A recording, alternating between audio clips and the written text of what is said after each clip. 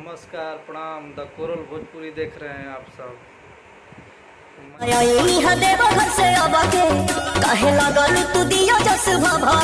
आ गया हरी हरी चूड़ी का वीडियो देख करके, और आप लोगों को कैसा लगा कमेंट में बताइएगा। और ये चैनल है पवन सिंह के टीम के विक्की सिंह का, जो कि पहला वीडियो ही धूम मचा कर रख दिया है उस चैनल पर। इस गाने के आगे पीछे कोई नहीं दिख रहा है, पवन सिंह है भाई, छाए तो रहे।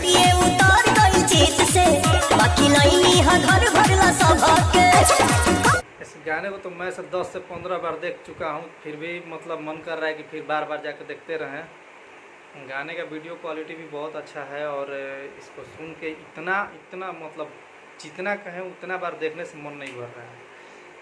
पवन सिंह के जो नाच है वो पवन सिंह के जाके गाना ही सुनता, लुका के छिप के सुनता, लेकिन सुनता। 3 साल के बाद ऐसा गाना आया है पवन सिंह के द्वारा, और बहुत बेहतरीन है। आप लोग भी सुनिए उसको। हम तो भैया बार बार सुनाता नहीं। वीडियो की शुरुआत में जो एंट्री मारे ना पवन सिंह वीडियो के अंदर, ठीक है भाई लोग, चलते हैं। लाइक कीजिए, सब्सक्राइब कीजिए और शेयर कीजिए, कमेंट कीजिए।